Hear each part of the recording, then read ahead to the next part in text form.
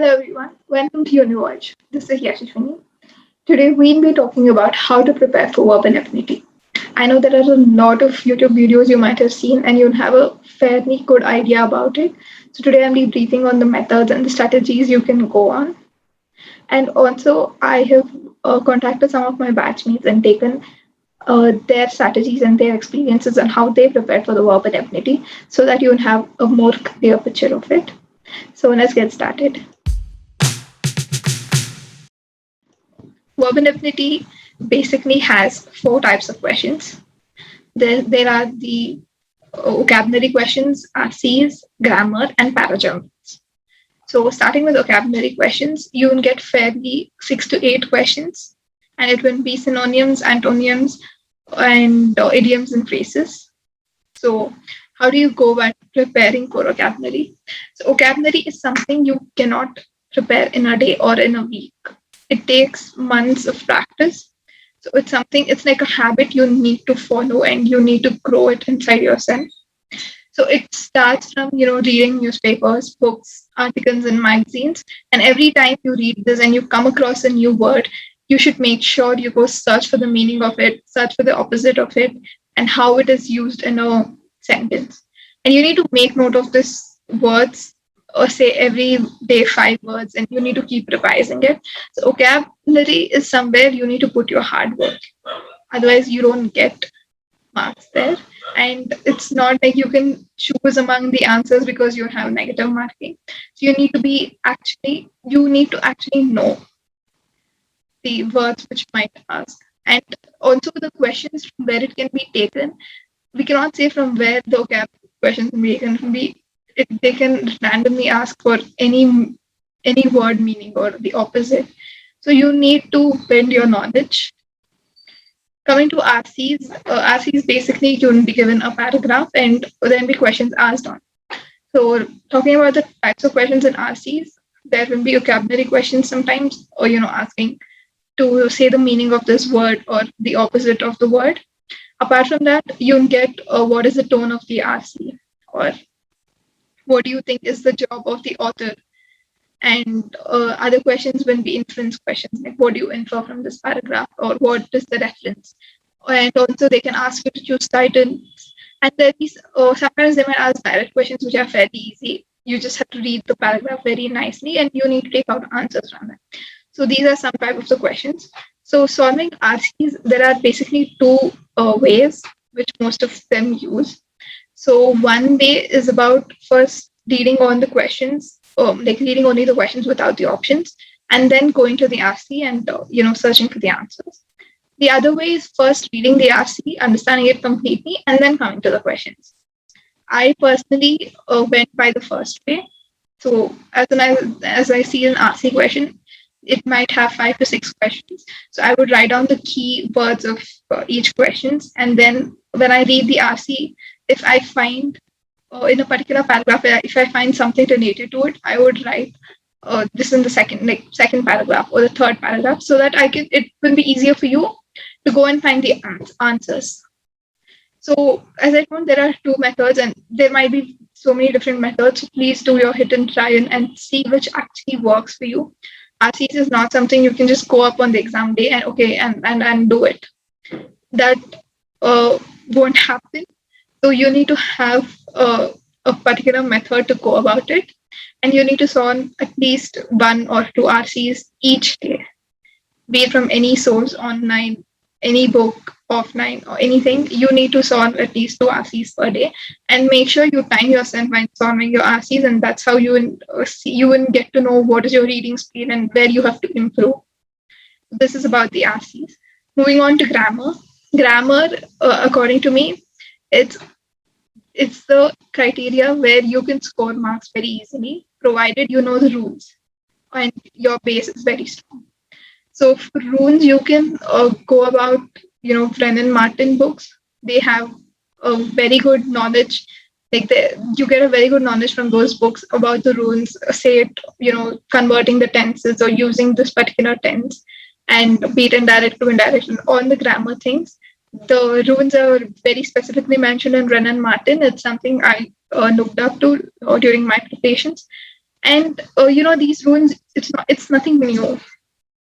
All of us, be it any syllabus, we've been learning it from a class 5th or 6th up to 10th. So you just have to go revise and make sure grammar, you make sure you know your rules, and that way you can easily score your grammar. Now coming to parajumbans, parajumbans also has para completion and parajumbans. So para completion, you will be given separate 3-4 sentences, or they'll ask how do you choose the fifth sentence, or you will be given a set of para. You will have to choose from the options of what will be the last statement or whichever statement you have to fill in. So, and parajumbans, there are again two types of questions. You will be given 4 to 5 questions, and you will have to decide the order, or you'll be given the first sentence and the last sentence, and middle you need to decide the order.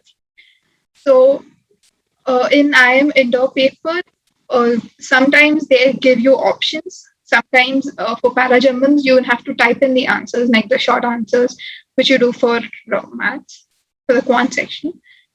But where you have to type in these answers, there's a lot of confusion, even when I was preparing and even now, as to if there is negative marking for this. The honest answer is nobody knows. It's nowhere particularly or officially mentioned anywhere. So to be on the safest side, it's good that you consider it has negative marking, so that you will be extra cautious and you will not try to take a chance there. So parajumbans also, you need to do a lot of practice for it, and there's no particular way for going about the parajumban questions. So one thing you can see is how do the dots connect, like the ending of the sentence and the starting of the sentence. You can look for the connection there. And as you practice more, that's when you get more idea.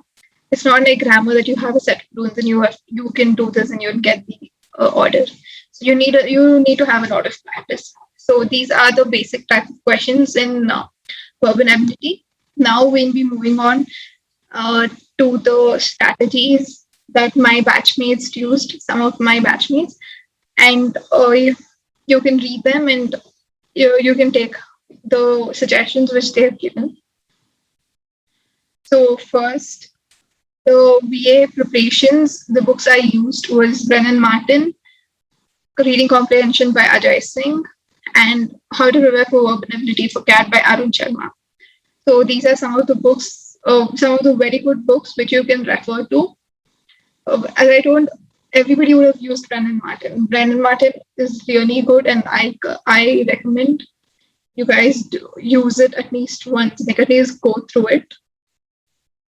The second opinion is I mostly prepare from Aras Agarwal's material, and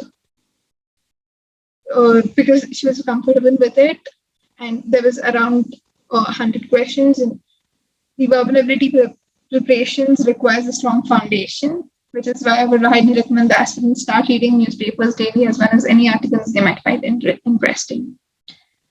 The third strategy was I made reading newspaper a daily habit, like the Indian Express or the Hindu, and I did Word Power Made Easy by Norman Lewis and Pearson books like Objective English.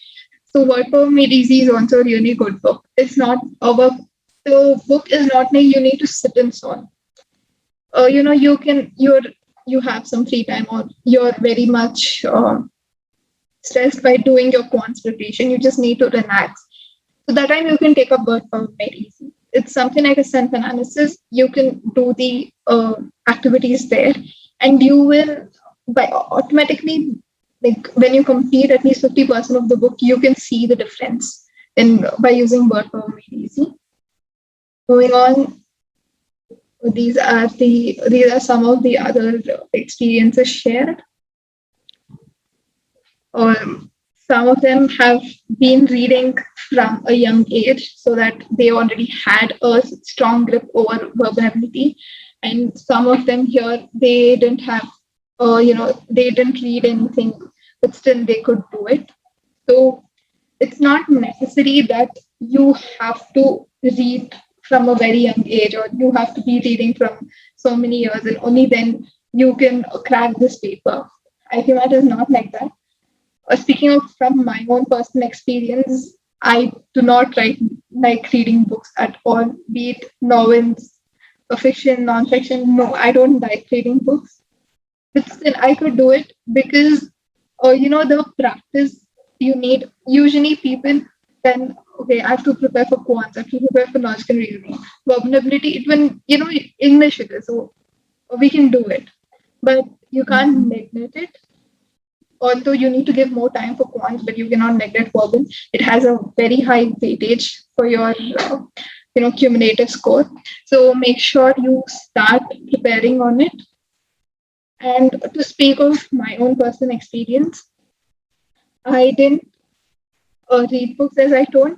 So my strong part was reading comprehensions and grammar. I was not very good at vocabulary.